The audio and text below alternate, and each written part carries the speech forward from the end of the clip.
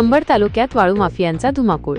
गोदावरी पात्रात तहसीलदारांवर जीवघेणा हल्ला, महसूल सेवक जखमी. अंबड तालुक्यातील गोंदी येथील सिद्धेश्वर महादेव मंदिर परिसरातील गोदावरी नदीपात्रात सुरू असलेल्या अवैध वाळू उपशावर कारवाई करण्यासाठी गेलेल्या महसूल पथकावर वाळू माफियांनी जीवघेणा हल्ला केल्याची धक्कादायक घटना घडली आहे. या हल्ल्यात अंबडचे तहसीलदार सोमेश मोहिते यांना वाचवताना महसूल सेवक सोमनाथ सरफळे जखमी झाले आहेत. सिद्धेश्वर पॉइंट येथे गोदावरी नदीपात्रातून हायवा आणि लोडरच्या सहाय्याने मोठ्या प्रमाणावर अवैध वाळू उपसा सुरू असल्याची गुप्त माहिती तहसीलदार सोमेश मोहिते यांना मिळाली होती.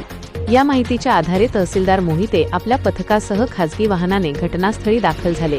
त्यावेळी नदीपात्रात 9 हायवा आणि 3 लोडरच्या सहाय्याने वाळू उपसा सुरू असल्याचे निदर्शनास आले.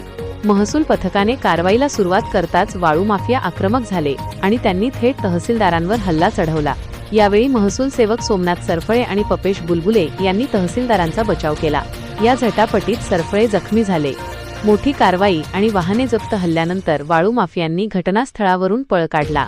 महसूल पथकाने तातडीने कारवाई करत 5 हायवा पकडल्या आणि 3 दुचाकी जप्त केल्या. तसेच नदीपात्रातील शेकडो ब्रास वाळूचा साठा ताब्यात घेतला. या कारवाई दरम्यान 5 हायवा आणि 3 लोडर पळवून लावण्यात वाळू माफिया यशस्वी ठरले. महसूल व पोलीस यंत्रणेत खळबळ कर्तव्यावर असलेल्या महसूल अधिकाऱ्यांवरच थेट हल्ला झाल्याने परिसरात भीतीचे व संतापाचे वातावरण पसरले आहे. वाळू माफियांचे धाडस एवढे वाढले आहे का, असा प्रश्न या घटनेमुळे उपस्थित होत आहे. या प्रकरणी गोंदी पोलीस ठाण्यात तक्रार दाखल करण्याची प्रक्रिया सुरू असून हल्लेखोरांवर कठोर कारवाई करण्याची मागणी केली जात आहे. सर, आज वाळू माफियांनी आपल्यावर हल्ला केला, काय सांगा? साधारण 7च्या सुमारास आम्ही सिद्धेश्वर पॉइंट गोपनीय माहिती मिळालेल्या अनुषंगाने आम्ही मी आणि आमचे 2 महसूल सेवक 3 तलाठी अशी आम्ही टीम करून साधारण 7च्या सुमारास इथे पोहोचलो. तर इथं आल्यानंतर आम्हाला आढळले की जवळपास 10-11 हायवा आणि 2-3 लोडरच्या सहाय्याने उत्खनन जे आहे ते तिथे सुरू होतं. तर त्याच्यानंतर आम्ही तिथून आम्हाला पाहिल्यानंतर त्यांनी पळून जाण्याचा प्रयत्न केला.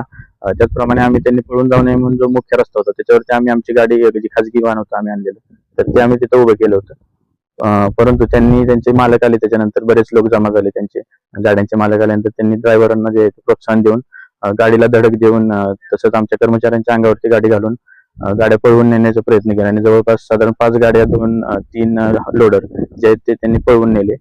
परंतु त्याच्यानंतर पोलीस कर्मचारी आल्यानंतर साधारण आम्ही 5 हायवा जे आहेत त्या आम्ही ताब्यात घेऊ शकलो आणि ते आम्ही पोलीस स्टेशनला जे ते जमा केलेले आहेत आणि त्याच्या अनुषंगाने आता कारवाई चालू आहे. आम्हाला अशी माहिती मिळत आहे की तुमच्यावर हल्ला झालेला आहे, तर तुम्ही याबद्दल काय? आम्ही ज्या वेळेला गाडी अडवण्याचा प्रयत्न केला ते पळवून घेऊन जात असताना, तर त्याच्या एका व्यक्तीने माझ्यावरती हल्ला केला आणि त्याच वेळेला आमचे जे महसूल सेवक आहेत सोमनाथ सरफळे, तर त्यांनी त्याला विरोध करून त्यांनी माझा बचाव करण्याचा प्रयत्न केला. या झटापटीमध्ये त्यांनी थोडे जखमी झालेले आहेत. संबंधित व्यक्तीचं नाव निष्पन्न झालं आहे का? तपास चालू आहे. नाव निष्पन्न नाही झालेलं अजून. आपण पोलीस तक्रार देणार आहोत. त्याच्या अनुषंगाने पोलीस कारवाई करत आहेत. सर, मला एक सांगा, आपण ही कारवाई, एवढी मोठी कारवाई करत असताना आपण पोलिसांना सोबत घेतली नव्हती का? आम्ही पोलिसांना इथं पोहोचल्यानंतर कॉल केलेला होता.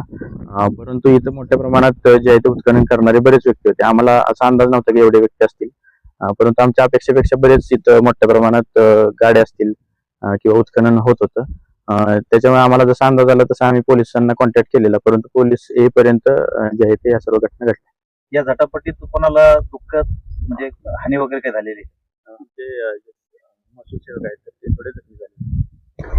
आता तुम्ही या वाळू माफियाविरुद्ध मुखांतर्गत कारवाई करणार, यापुढे नेमकी कोणत्या कलमांतर्गत कारवाई करणार? आता जेवढे शक्य आहे स्ट्रिंजेंट ऍक्शन आपण घेणार आहोत. तसं कलेक्टर मॅडमची सरांनी पण तसं बोलणं झालेलं आहे. जेवढे शक्य आहेत आपल्याला तपास करून जेवढे कोणत्या कलमाखाली त्यांच्यावरती गुन्हे दाखल करता येतील तेवढे आपण करणार आहोत.